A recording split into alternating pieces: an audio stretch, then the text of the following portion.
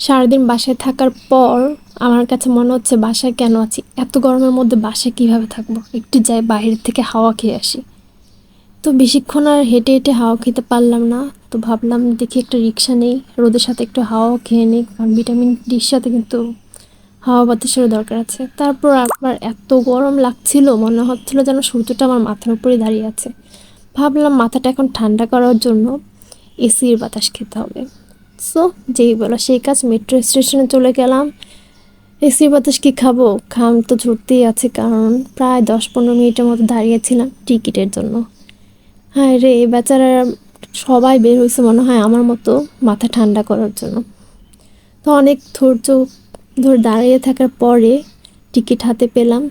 আর সেদিন ভাগ্যটাও খারাপ ছিল, লিফটের মধ্যেও জ্যাম, মানে কোনো কারণ ছাড়াই। এইটুকু পথ লিফট আসতে আবার এত টাইম লাগে নাকি? যাই হোক, মাথাটা খুবই গরম ছিল। তো মাথা ঠান্ডা করার জন্য খুব প্রয়োজন এসির বাতাস। তো এসি আসতে কতক্ষণ লাগে, এটা হলো কথা।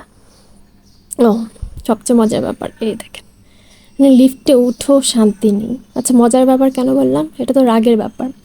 তো আমি লিফট থেকে নামতে নামতে ট্রেনটা চলে আসলো, আর আমি দৌড়ে ট্রেনে উঠে গেলাম।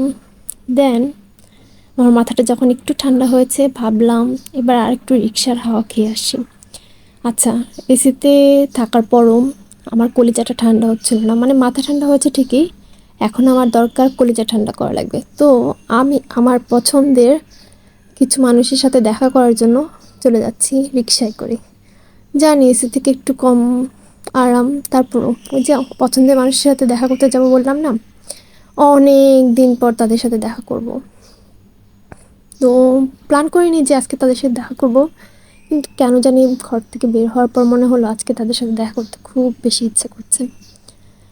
আর এই যে দেখেন আমাদের ঢাকা শহরের রাস্তাঘাট, মানে কি আর বলবো, ঢাকার কিছু বলার নেই, আপনারা তো সবই জানেন।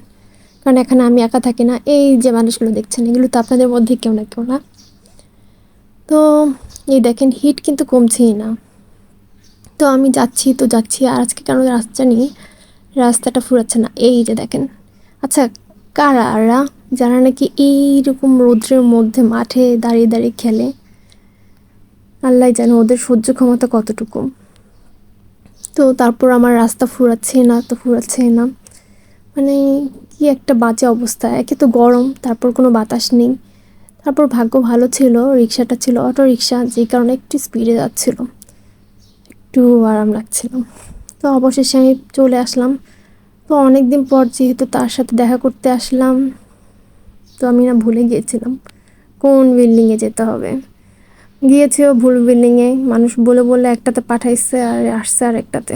আচ্ছা, এটা কোন জায়গা বলেন তো, কমেন্টস করে বলেন কোন জায়গায় আসছি। তো আসছে যেহেতু রং বিল্ডিংয়ে, তারপর তারে ফোন করে আমি আসল ঠিকানা চলে আসছি। এই যে কলেজে ঠান্ডা করা মানুষগুলোকে পেয়ে গেলাম।